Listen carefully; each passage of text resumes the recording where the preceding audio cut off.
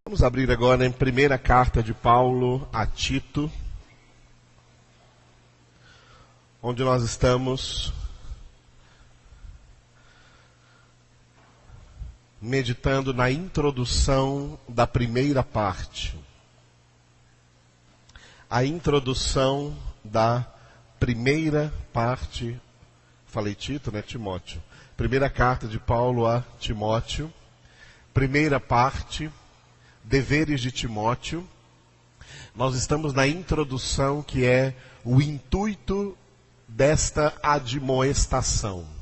Porque Paulo escreveu essa carta a Timóteo para ele pastorear a igreja cristã em Éfeso, na cidade de Éfeso, para a qual Paulo já havia escrito uma carta, a carta de Paulo aos Efésios.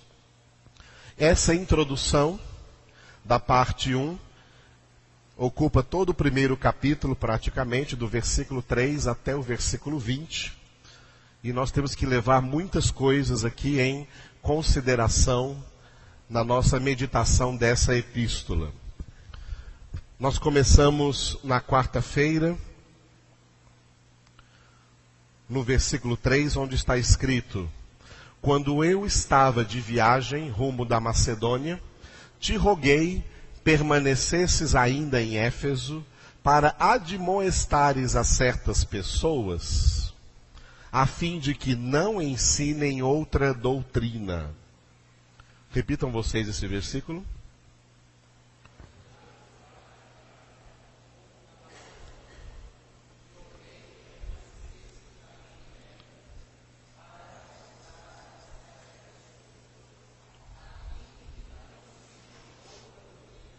Aleluia. Primeira tarefa de Timóteo na igreja de Éfeso é chamar a atenção. Admoestar é chamar a atenção de pessoas que estão fazendo coisas erradas. Tem gente que não gosta de ser chamada a atenção, mas se estiver fazendo coisa errada, tem que ser chamada a atenção. E Timóteo manda Paulo manda Timóteo chamar a atenção de pessoas que estão ensinando coisas que não devem ser ensinadas, porque não fazem parte da sã doutrina da palavra de Deus. Não ensinem outra doutrina. E ontem nós começamos a ver alguns exemplos que Paulo deu. Que essas pessoas, Timóteo deve admoestar essas pessoas, a fim de que não ensinem outra doutrina. E o versículo 4, nem se ocupem com fábulas e genealogias sem fim, que antes promovem discussões do que o serviço de Deus na fé. Repitam o versículo 4.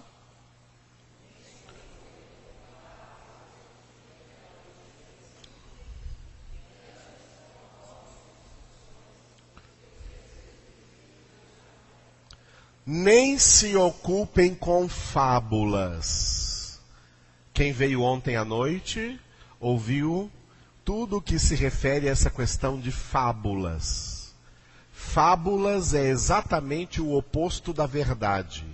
Fábulas são histórias mentirosas, mas que tem aquele condão de encantamento, porque são coisas fabulosas, são coisas grandes, que enche os ouvidos e os olhos das pessoas, mas não é a verdade pura e simples em Jesus. Por isso o apóstolo Pedro disse, vamos ler um texto do apóstolo Pedro que nós não lemos ontem. Abra na sua Bíblia, segunda carta de Pedro, lá no finalzinho da Bíblia. Segunda carta do apóstolo Pedro, capítulo 1, versículo 16. Segunda de Pedro, capítulo 1, versículo 16, onde Pedro escreveu: porque não vos demos a conhecer o poder e a vinda de nosso Senhor Jesus Cristo, seguindo fábulas engenhosamente inventadas, mas nós mesmos fomos testemunhas oculares da sua majestade. Leiam vocês.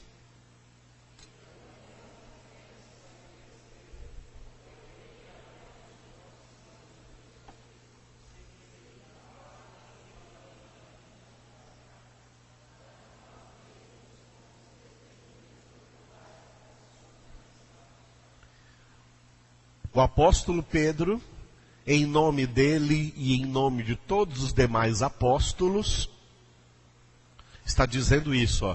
Não vos demos a conhecer Jesus seguindo fábulas engenhosamente inventadas. Fábulas são coisas engenhosamente inventadas por homens para enganar as pessoas.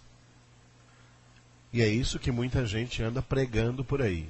Não estão pregando o evangelho, estão pregando fábulas.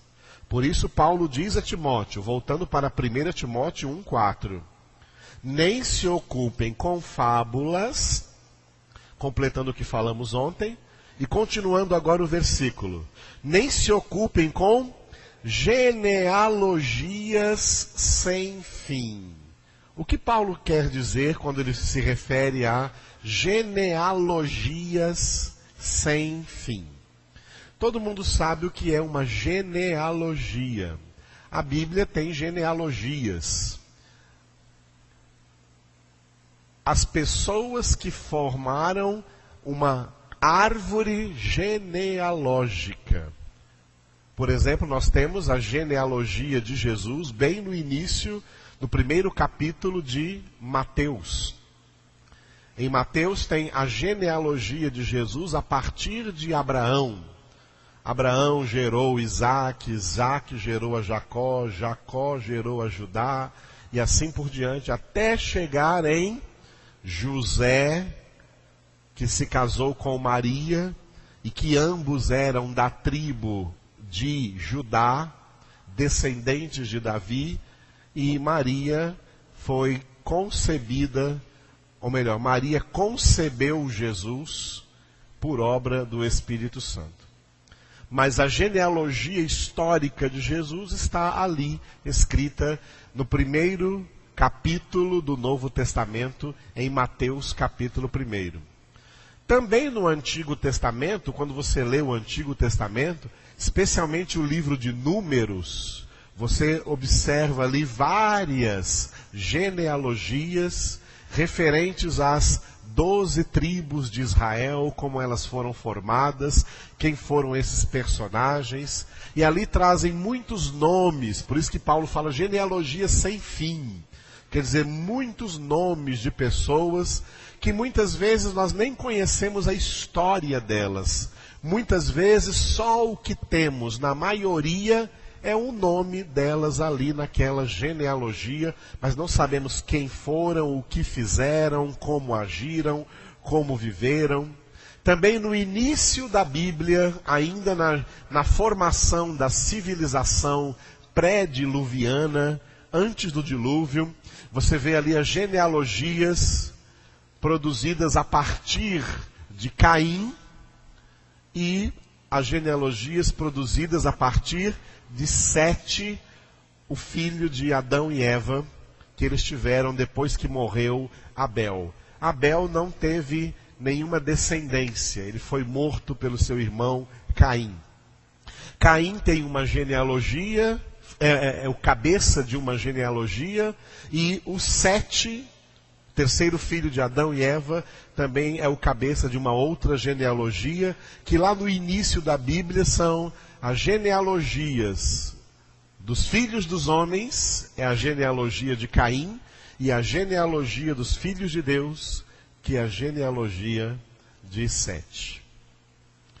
Quando Paulo diz para Timóteo, não se ocupem com essas coisas de genealogias sem fim, ele estava querendo dizer o seguinte: não se ocupem com esse tradicionalismo judaico. As igrejas que foram formadas no primeiro século tiveram uma grande barreira para se desvencilhar dos antigos costumes judaicos. E um dos costumes judaicos era provar de que linhagem cada pessoa vem, de que linhagem de Abraão cada pessoa descende. Para com isso, essas pessoas então criarem um título para si mesmas. E falar, eu sou fulano de tal, eu sou da descendência de Abraão e de um dos filhos de Jacó, que é o fulano de tal. Das 12 tribos, eu sou da descendência de Judá. Das 12 tribos, eu sou da descendência de Benjamim. Ou eu sou da descendência de José, de Manassés ou de Efraim.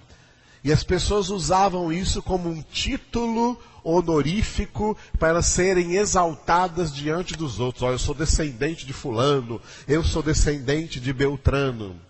Isso não faz mais nada do que exaltar a soberba, do que exaltar o orgulho. Por isso, olha o que Deus fez. No Antigo Testamento, quando o reino de Israel foi dividido em dois, e a nação ficou dividida entre o reino do norte, chamado Israel, e o reino do sul, chamado Judá, e daí vem a palavra judeus. Deus fez com que todos os dados genealógicos do povo de Israel, das 10 tribos que ficaram do lado norte, desaparecessem completamente, fossem destruídos pelos assíricos, pelos inimigos que invadiram aquela nação. Hoje em Israel, nenhum israelita tem registro se eles eram descendentes de Ruben, ou de Simeão, ou de Issacar, ou de Zebulon, ou de Naftali, ou de qualquer um dos outros que eram das 10 tribos do norte.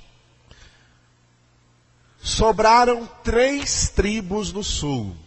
Ou então 10 mais 3 dá 13. Você deve estar estranhando porque são 12 tribos. Mas são 13 tribos, porque a tribo de José são 2 tribos, Manassés e Efraim, os 2 filhos de José.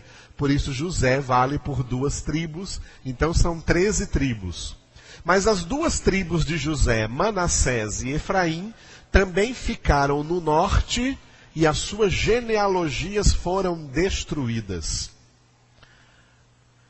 Somente as genealogias das 3 tribos que ficaram no sul, no reino de Judá, que é a genealogia de Judá, a tribo da qual descende Jesus, e a genealogia da tribo sacerdotal, a tribo de Levi, porque os levitas, os sacerdotes, ficaram no sul, porque a capital do sul era Jerusalém, onde o templo foi construído e onde os sacerdotes ministravam. A tribo de Levi ficou aí. E a tribo do caçula de Israel, do mais novo de Jacó, que foi Benjamim, e Judá ficou responsável de tomar conta do pequeno Benjamim. A tribo de Benjamim ficou no sul. Portanto, hoje em Israel, quando um israelita vai buscar a sua descendência, só acha registros aqueles que forem descendentes de Judá, de Levi ou de Benjamim. Quem foi descendente de qualquer um das outras 10 tribos, não se encontram registros, porque eles foram completamente destruídos.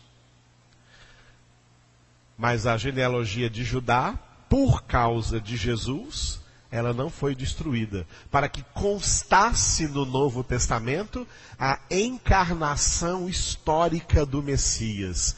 Como Jesus, que não caiu no mundo aqui de paraquedas. Ele veio sendo gerado através da história e desses personagens dentro da genealogia de Judá. Isso é um registro probatório de que Jesus é descendente de Abraão, segundo a carne, descendente de Judá. Mas Paulo está dizendo para que as pessoas parem de levar isso em consideração, porque isso são coisas ligadas à tradição judaica. E o próprio apóstolo Paulo, que é descendente de Benjamim, Paulo é um judeu nascido da genealogia de Benjamim. Os registros dele estavam aí, não foram destruídos, porque estavam no Reino do Sul, Reino de Judá. E Paulo fala isso lá em Filipenses. Vamos ver o que ele diz acerca de toda essa tradição judaica, de guardar a sua genealogia. Foi algo que nós já estudamos aqui na Epístola de Paulo aos Filipenses. Abrem Filipenses capítulo 3. Capítulo 3, a partir do versículo 4.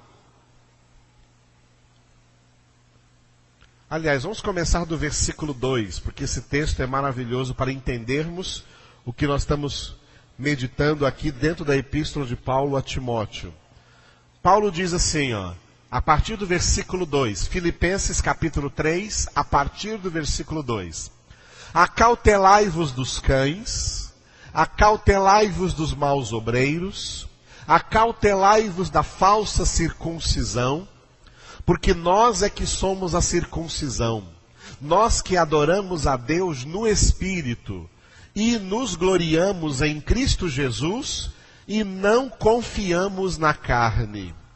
Agora olha o que ele vai dizer sobre o tradicionalismo judaico. Ele diz, bem que eu, Paulo, poderia confiar também na carne. Se qualquer outro pensa que pode confiar na carne, eu ainda mais.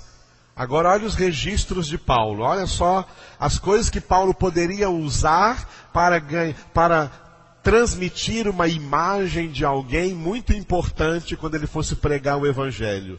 Ele diz assim, eu fui circuncidado ao 8º dia, da linhagem de Israel, da tribo de Benjamim, hebreu de hebreus, quanto à lei fariseu, quanto ao zelo perseguidor da igreja, quanto à justiça que há na lei, irrepreensível.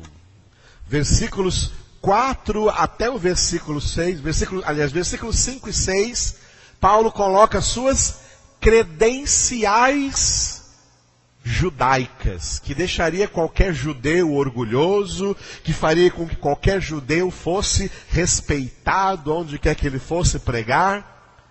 Sabe o que Paulo fez com tudo isso? Veja o versículo 7 em diante.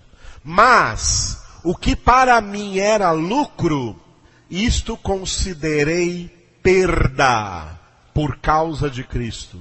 Sim, deveras considero tudo como perda por causa da sublimidade do conhecimento de Cristo Jesus, meu Senhor, por amor do qual perdi todas as coisas e as considero como refúgio para ganhar a Cristo e ser achado nele, não tendo justiça própria que procede de lei, senão a que é mediante a fé em Cristo Jesus, a justiça que procede de Deus, baseada na fé, para o conhecer e o poder da sua ressurreição e a comunhão dos seus sofrimentos, conformando-me com ele na sua morte, para de algum modo alcançar a ressurreição dentre os mortos.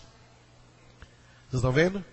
O que Paulo diz que poderia considerar como vantagem, como motivo de se gloriar, ele fala, não, eu perco tudo isso porque eu só quero Jesus.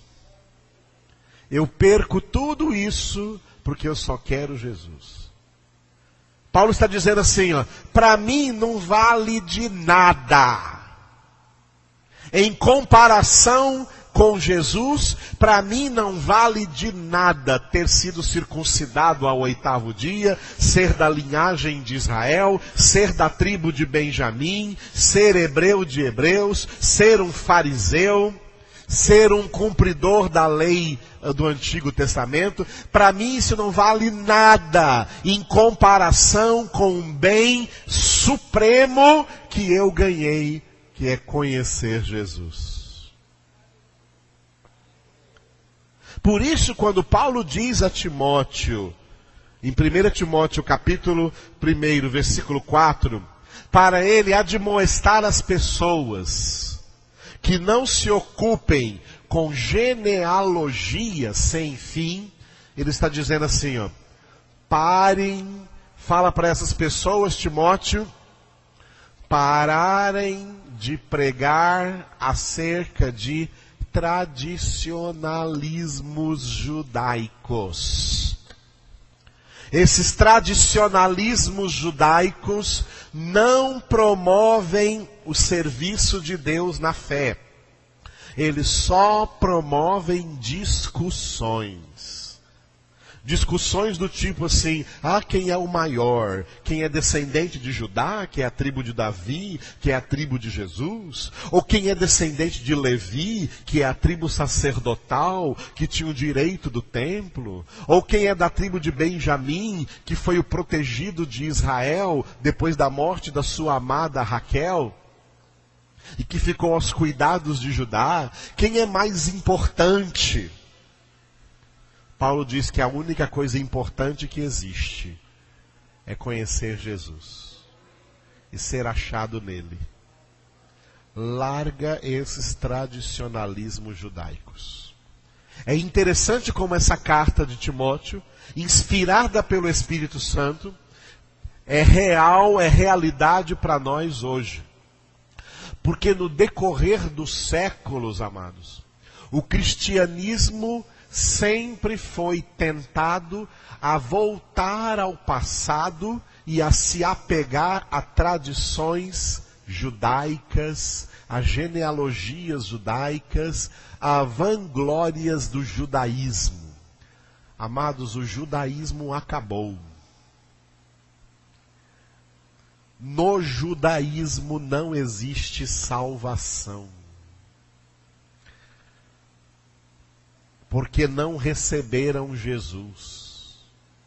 Porque não tem o Filho. E a Bíblia diz, quem tem o Filho tem a vida eterna. Mas quem não tem o Filho não verá a vida. O judaísmo se perdeu de Deus. Os judeus estão perdidos.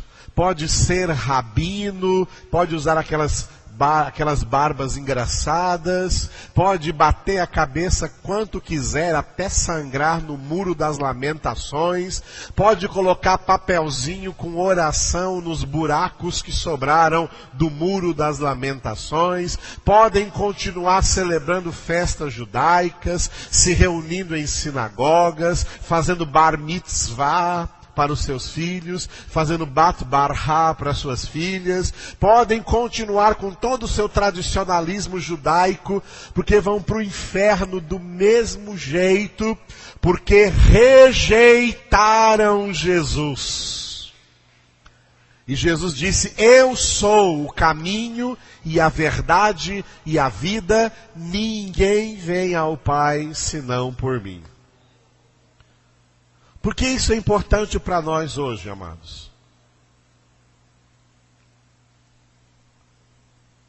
Porque muitas igrejas evangélicas, nas últimas décadas em especial, especialmente da década de 80 para cá, década de 80, década de 90, e chegou num clímax na primeira década do século 21, a mania de trazer para dentro do cristianismo, para o culto, para os louvores, para as pregações e até para os usos e costumes, elementos da tradição judaica. Como se nós fôssemos judeus. como se tivéssemos que voltar a certas práticas judaicas, que eram práticas da antiga aliança, do Antigo Testamento, e que não são práticas para a igreja na nova aliança, no Novo Testamento. Por exemplo, as igrejas têm ressuscitado emblemas judaicos dentro do cristianismo. Aí você vai encontrar por aí igrejas que têm a bandeira de Israel. O que a bandeira de Israel está fazendo nas igrejas cristãs? Igrejas com a bandeira de Israel. Igrejas que estão usando o candelabro, o menorá do Antigo Testamento. Estão reconstruindo vários protótipos da Arca da Aliança, de todos os tamanhos, para as pessoas tocarem, para as pessoas venerarem, para as pessoas cultuarem, para as pessoas levarem para casa arcas da aliança, arquinhas de todo tamanho, e pregando: quem tiver essa Arca da Aliança em sua casa vai prosperar. Criando um misticismo judaico. Tem pessoas vestindo roupas judaicas, já existem pastores que estão vestindo as mesmas vestes sacerdotais dos sacerdotes da antiga aliança, com túnica e estola e mitra sobre a cabeça. Tem cristãos usando quipar, que os sacerdotes judaicos, os rabinos judaicos até hoje usam sobre as suas cabeças. Tem igrejas que estão trazendo shofar, porque no Antigo Testamento tocavam o shofar, estão aí tocando o shofar, e tem até já gravações disso aí em CDs, em DVDs, músicas aí que as pessoas têm que colocar o shofar, porque isso é uma tradição judaica, e estão enchendo o cristianismo de tradicionalismos judaicos. Tem cristãos superlotando aviões para peregrinar para Jerusalém, especialmente nas épocas das festas judaicas, a festa da Páscoa, Pentecostes e Tabernáculos. E tem cristãos viajando para lá, está fazendo o quê? Se batizando de novo. Já foram batizados, mas estão se batizando de novo lá nas águas do Rio Jordão.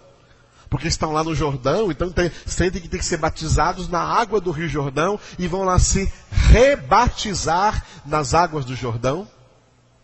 E ficam trazendo de Israel, trazendo óleo, trazendo pedras, trazendo madeiras, trazendo pedaços do lugar para trazer para dentro das igrejas, para as pessoas tocarem, para as pessoas venerarem aquilo, porque se fizerem isso vão ter libertação, vão ter cura, vão alcançar suas promessas.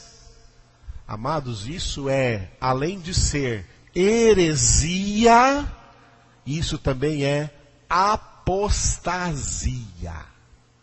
Porque voltar-se para a antiga aliança é a mesma coisa que rejeitar a nova aliança.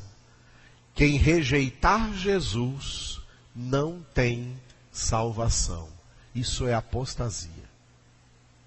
Se os cristãos tivessem que se apegar a coisas do judaísmo, o primeiro a pregar sobre isso seria o apóstolo Paulo. Porque o apóstolo Paulo, formado aos pés de Gamaliel, numa das escolas rabínicas mais importantes de Israel, era um judeu de fato, com todas essas credenciais judaicas. Ele disse: quando eu conheci Jesus, eu perdi tudo isso, eu não quis saber de mais nada disso.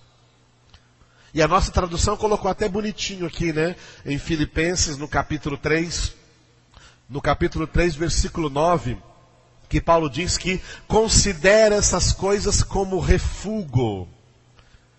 Na verdade, o texto diz: considera essas coisas como excremento, como estrume, em comparação com o bem supremo, que é ganhar a Cristo Jesus e ser achado nele.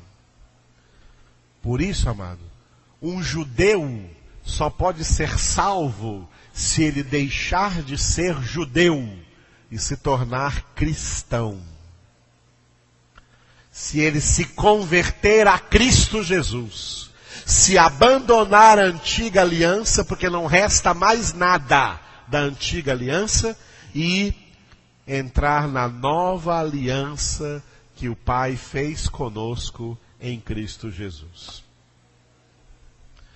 Amados, eu falei apenas algumas coisas, mas vocês não têm ideia do que as igrejas estão fazendo por aí com esse negócio de judaísmo. Tem cristãos que nas viagens para Israel estão matando cordeiros. E estão fazendo isso aqui também no Brasil.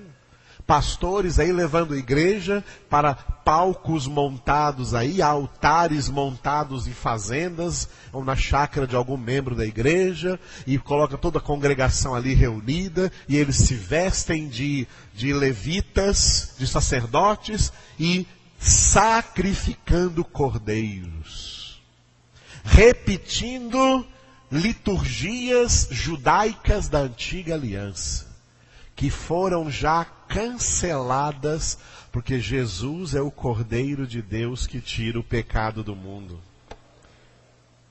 Porque a graça em Cristo Jesus nos basta.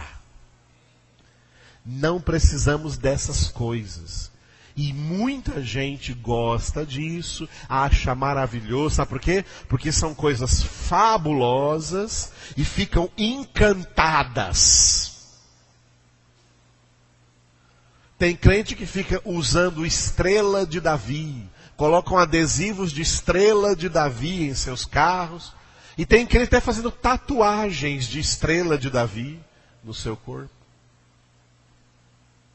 Amados, a estrela de Davi é Jesus. Ele é a nossa estrela da manhã. Ele já veio ao mundo. A fé cristã é com o olhar fixo no autor e consumador da fé, Jesus. Só em Jesus.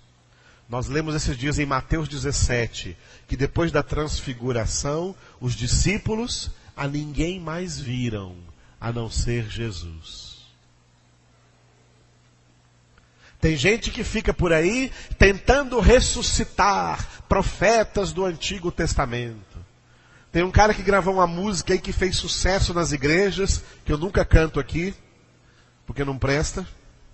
E antes de cantar, ele fica falando assim: estamos numa época em que precisamos de novos Elias, precisamos de novos Eliseus, precisamos de novos Isaías, precisamos de novos Ezequiéis, precisamos de novos João Batista. E todo mundo aplaudindo, ei, aleluia. É mentira, esse cara é um mentiroso deslavado. Não precisamos de Isaías, não precisamos de novos Elias, não precisamos de novos João Batista, porque nós temos Jesus. Jesus é maior que Jonas, Jesus é maior que Salomão, Jesus é maior que Elias, Jesus é maior que Eliseu, Jesus é maior que Davi. E Jesus disse: eu estou convosco todos os dias, até a consumação do século. Nós temos Jesus, somos de Jesus, Jesus é o Senhor. E estão rejeitando Jesus e querendo levantar outros ícones, outras pessoas. Alguém chegou para mim e falou assim: pastor, o que o senhor acha sobre o ministério de danças nas igrejas? Eu falei: o quê? Ministério de danças? Isso existe no Novo Testamento? Isso existe no Novo Testamento? Jesus criou esse ministério, ele existe? De Mateus até Apocalipse existe esse ministério? Existe isso na Nova Aliança? Aí a pessoa fala assim: mas Davi dançou.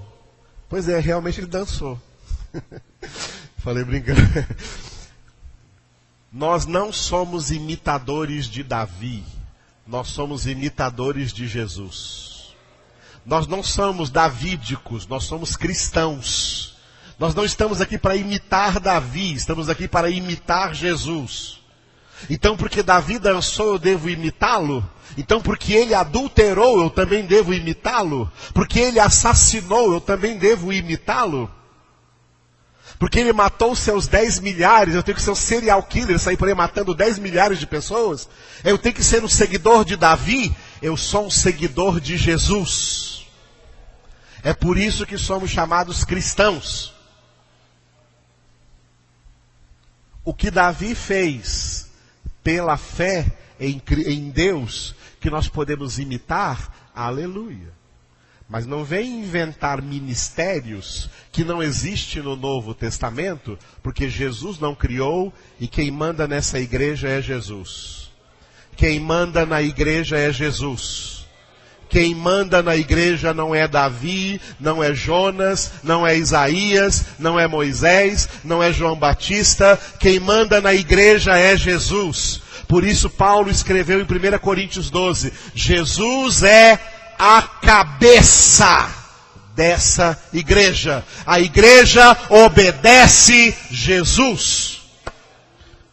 É por isso que Paulo está dizendo a Timóteo, manda essas pessoas pararem de pregar essas coisas falsas, essas doutrinas erradas, estranhas, e manda elas pararem de se ocupar com fábulas e genealogias sem fim, que só promovem discussões e não promovem o serviço de Deus na fé.